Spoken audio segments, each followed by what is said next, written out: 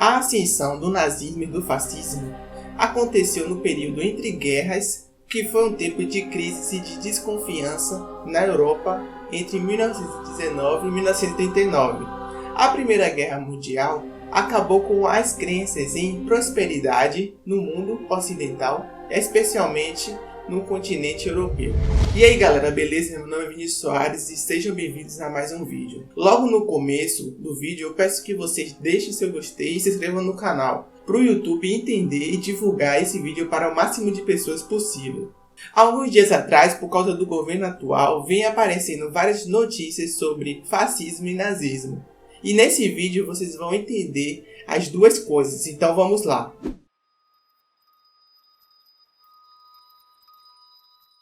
Com o fim da Primeira Guerra Mundial, a Itália passava por uma forte instabilidade social, política e econômica.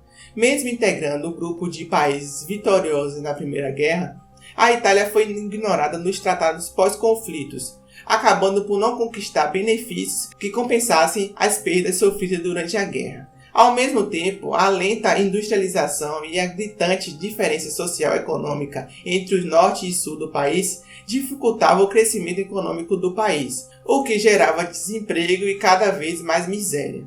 Este contexto mobilizou diversos grupos a encontrar uma solução para o decadente sistema em que se encontrava o país, o que resultou no crescimento dos partidos mais aliados à esquerda, como os comunistas, socialistas e anarquistas. E no contexto de surgimento desses grupos que surgiu o fascismo, destacando como líder Benito Mussolini. Mussolini comandou um grupo chamado Fácil de Combate, que posteriormente formaria o Partido Nacional Fascista. Criando uma força miliciana, conhecida como Camisas Negras, os fascistas ganharam bastante popularidade em meio às contentas da economia nacional. Em 1922, os fascistas realizaram a Marcha sobre a Roma, uma manifestação pedindo que o rei Vítor Emanuel III transferisse o poder para as mãos do Partido Nacional Fascista. Pressionado, o rei convidou Mussolini para fazer parte do governo. Inserido na esfera do poder político central, os fascistas puderam iniciar seu projeto autoritário e centralizado. Nas eleições de 1924, depois de uma ampla reforma eleitoral e que beneficiava os interesses do Partido Fascista, os fascistas conquistaram 2/3 do Congresso, ainda que sob alegações do Partido Socialista de que as eleições haviam sido fraudadas. Com os partidários fascistas no poder, começava a ditadura fascista, em que o Duce Mussolini era o líder da nova política italiana. O poder legislativo foi enfraquecido, os meios de comunicação foram fechados, todos os partidos, à exceção do fascismo, foram colocados na ilegalidade e a pena de morte passou a ser legalizada. Além disso, o Estado passou a controlar a economia e tanto as organizações trabalhistas quanto qualquer forma de oposição ao governo central foram enfraquecidos e desorganizados. Com a crise de 1929, a prosperidade econômica vivida no início do regime fascista começou a ser ameaçada. Tentando contornar esse cenário, o governo Mussolini decidiu entrar para a corrida imperialista, buscando restaurar os domínios do antigo Império Romano. Após invasões das tropas italianas na região da África, começaram as tensões diplomáticas que conduziram a Europa para a Segunda Guerra Mundial, momento em que Mussolini se aproximou do regime nazista alemão. Para ampliar a compreensão sobre o fascismo e como o conceito é entendido pelos historiadores, é válido organizar algumas das características que explicam em parte o fascismo clássico, ou seja, o fascismo italiano. A defesa de um sistema político baseado no unipartidarismo, no qual o próprio partido fascista é a única força política atuante. Culto ao líder do partido e defesa de ideia de que ele é o único capaz de solucionar os problemas da nação. Controle total do Estado sobre assuntos relativos à economia, política e cultura. Mobilização das massas a partir de retórica populista. Exaltação de valores tradicionais e crítica a tudo taxado como moderno. Desprezo pelos valores liberais como a democracia representativa. Desprezo por valores coletivistas como o socialismo e o comunismo, ataque à política tradicional, afirmando que ela não é capaz de solucionar os problemas da nação.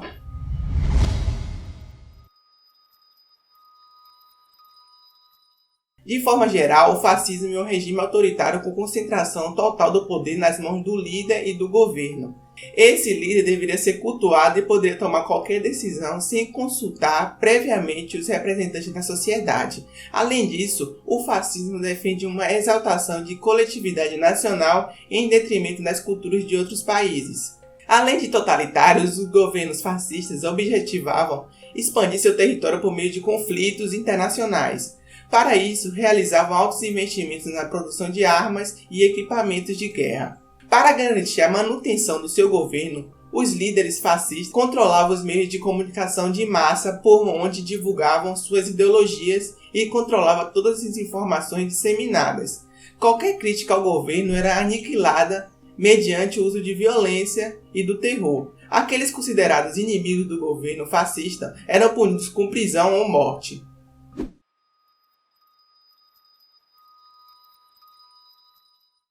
Recentemente, entre os especialistas que fazem o debate do conceito, surgiu também a expressão neofascismo. Esse termo é usado para fazer menção a regimes e movimentos políticos atuais que possuem características que os aproximam do fascismo clássico. Novamente, é impossível fazer uma relação direta entre movimentos políticos atuais e o fascismo, justamente pelo caráter camaleônico desse movimento, que se adapta a diferentes circunstâncias e contextos. Algumas características podem ser mencionadas em relação ao neofascismo, tais como patriotismo exagerado que assume posturas xenofóbicas e violentas, desprezos pelos valores da democracia liberal, como as liberdades individuais, construção de retórica violenta contra supostos inimigos internos que contribuem para a degradação moral da nação.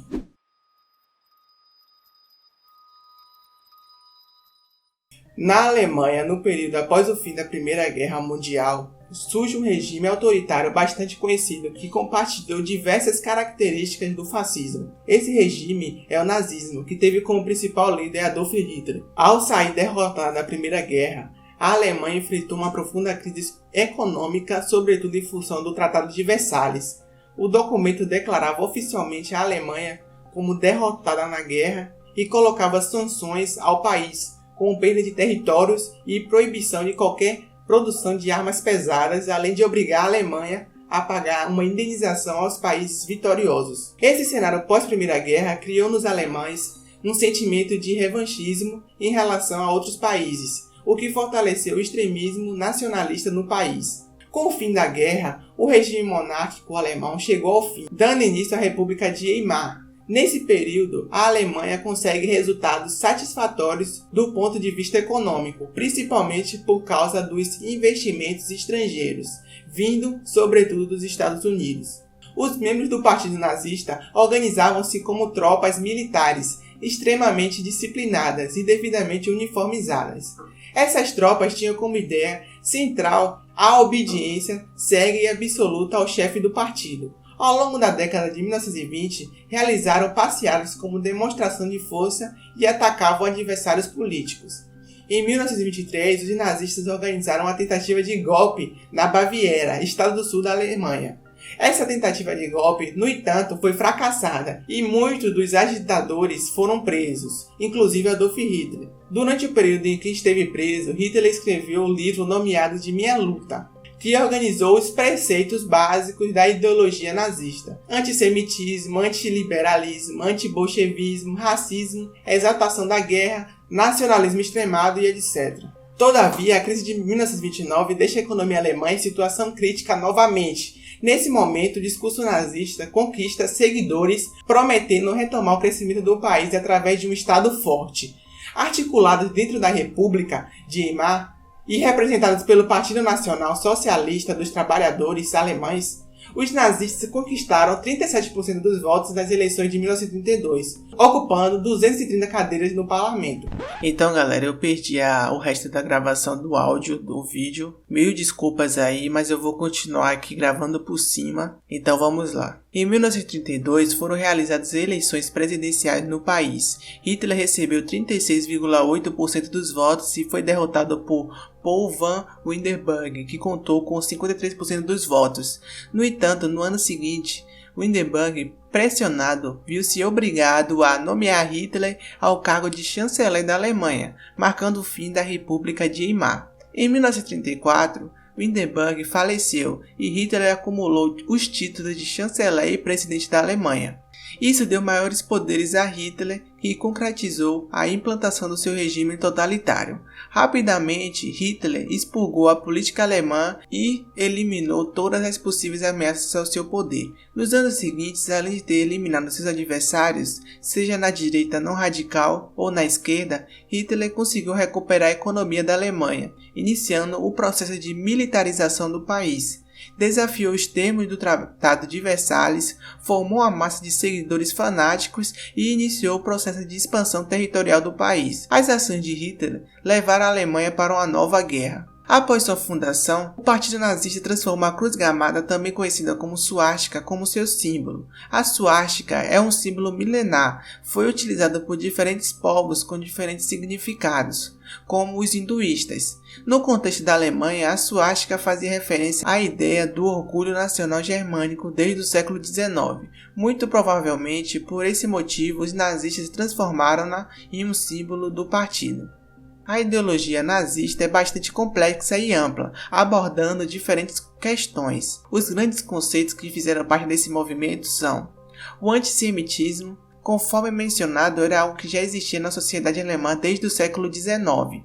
Não faltaram nomes na história alemã de personalidades que defenderam ideias antissemitas. A aversão aos judeus assumia as formas de preconceito religioso e principalmente de preconceito racial. Hitler defendia a purificação da raça alemã, a começar pela expulsão dos judeus da sociedade, e atribuía todos os males da sociedade alemã aos judeus, especialmente a derrota na guerra e a crise econômica das décadas de 1920 e 1930. Essas teorias de que existia uma conspiração internacional judaica eram inclusive divulgadas a partir de um livro russo de um autor desconhecido e muito conhecido na Alemanha, chamado Os Protocolos dos Sábios de Sião. O antissemitismo na Alemanha nazista foi levado a ações que tinham como objetivo excluir os judeus da sociedade. O discurso radicalizado deu lugar a ataques concentrados contra os judeus no que ficou conhecido como pogroms. Depois houve a implantação de leis que retiravam direitos dos judeus. Destaque para as leis de Nuremberg. E por fim, ações sistemáticas para o genocídio dessas pessoas. O antimarxismo, representado na forma de antibolchevismo, era uma condição fundamental da ideologia nazista e havia sido propagada por Hitler em seu livro e ao longo de seus discursos. Hitler afirmava que o bolchevismo era parte da conspiração de dominação internacional orquestrada pelos judeus.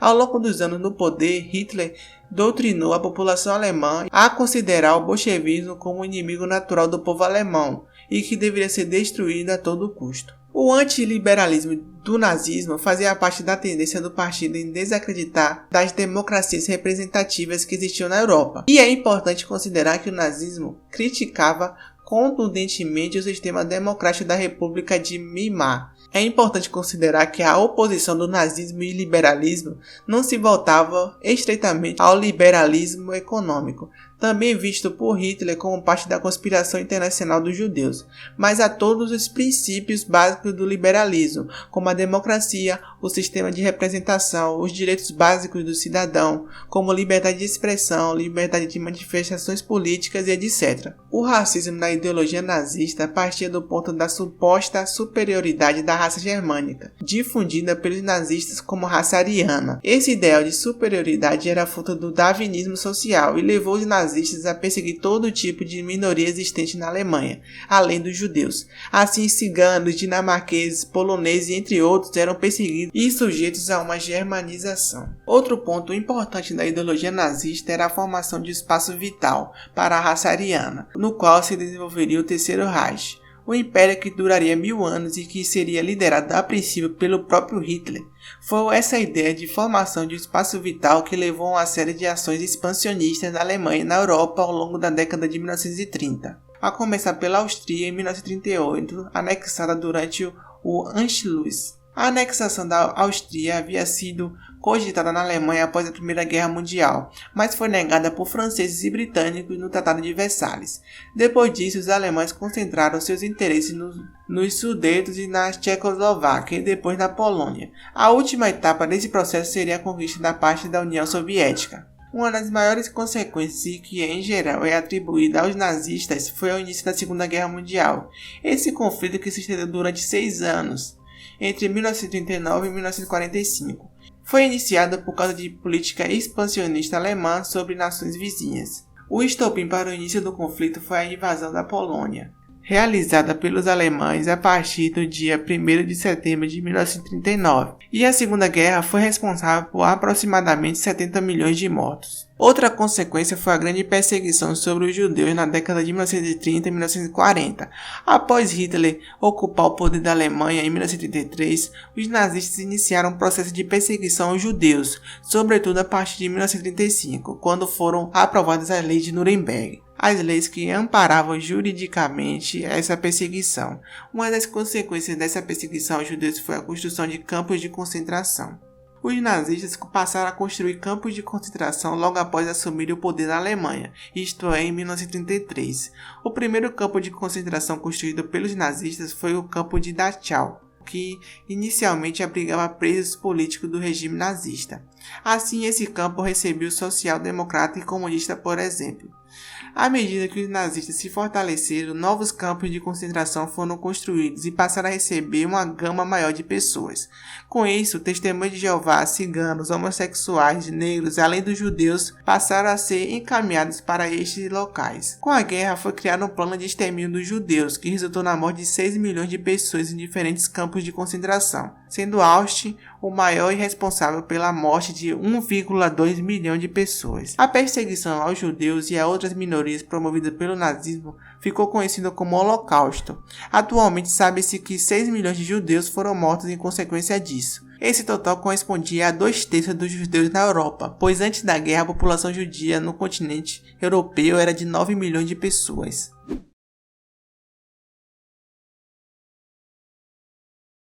O neonazismo é o resgate do nazismo na atualidade, mas com uma face repaginada.